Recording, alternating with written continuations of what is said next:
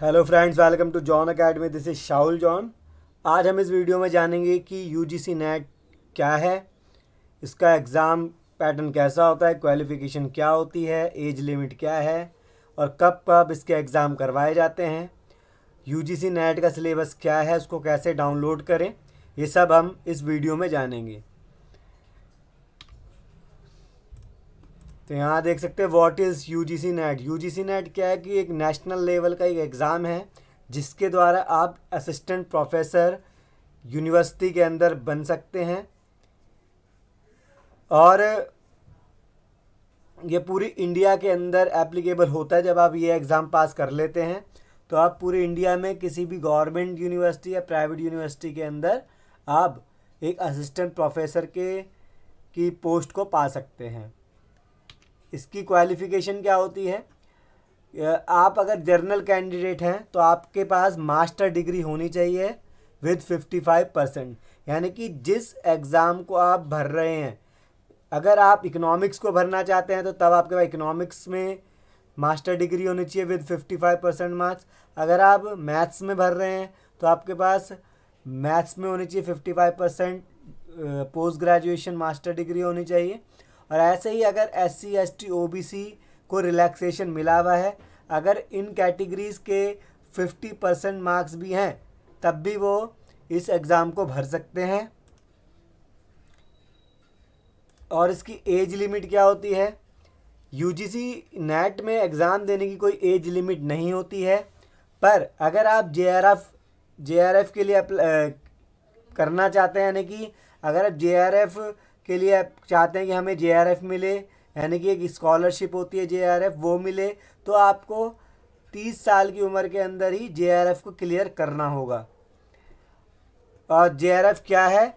UGC net के लिए तो आपको 40% मार्क्स लाने होते हैं मिनिमम। फिर उसके बाद आपके लिए 6% कैंडिडेट छटते हैं यूजीसी नेट के लिए। यानी कि पहले तो जितने भी स्टूडेंट्स, जितने भी कैंडिडेट एग्ज़ाम दे रहे हैं तो उनको 40% मार्क्स मिनिमम लाने होते हैं। उसके बाद उसमें एक मेरिट निकलती है, 6% के मेरिट निकलती है यूजीसी नेट के लिए। जो उसके टॉप 6% होते हैं वो यूजीसी नेट बनते हैं। और यूजीसी नेट जो क्वालिफाई कर जाते हैं उसमें भी जो 6% होते हैं, 6% होते हैं, उसके टॉप 6% ही JRF को ले पाते हैं। जिसकी उम्र अब एज 30 ईयर्स कर दी गई है, पहले ये ज़्यादा थी, अब ये कम गवर्नमेंट के द्वारा 30 साल कर दी गई है। टाइमलाइन क्या है? एग्ज़ाम जून में भी कराए जाते हैं, जून साइकिल में, और दिसंबर साइकिल में भी इसके एग्ज़ाम करवाए जाते हैं। तो 2 बार आपको इसमें एग्ज़ाम देने का मौका मिलता है।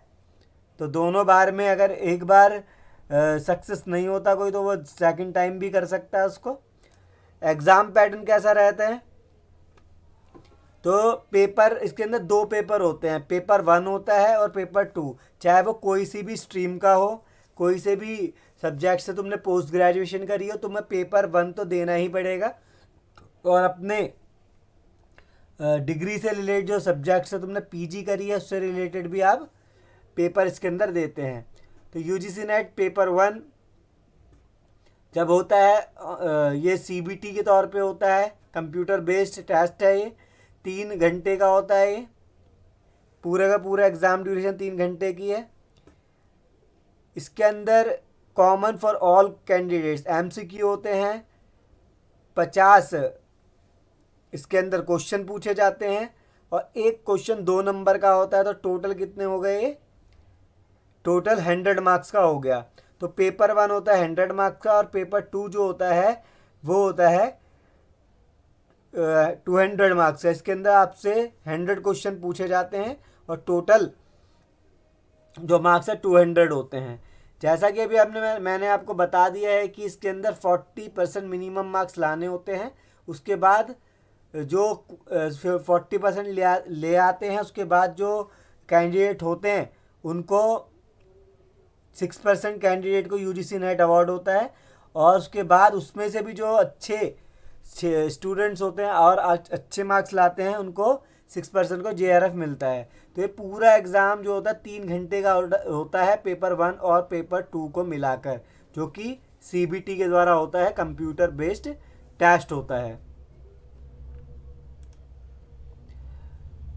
और अब हम देखेंगे कि पेपर 1 का सिलेबस कैसा होता है, जो कि सबके लिए कॉमन है।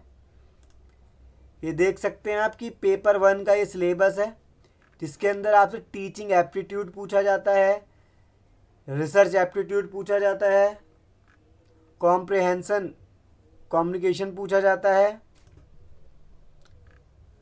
5th है mathematical reasoning and aptitude, 6th है लॉजिकल रीजनिंग,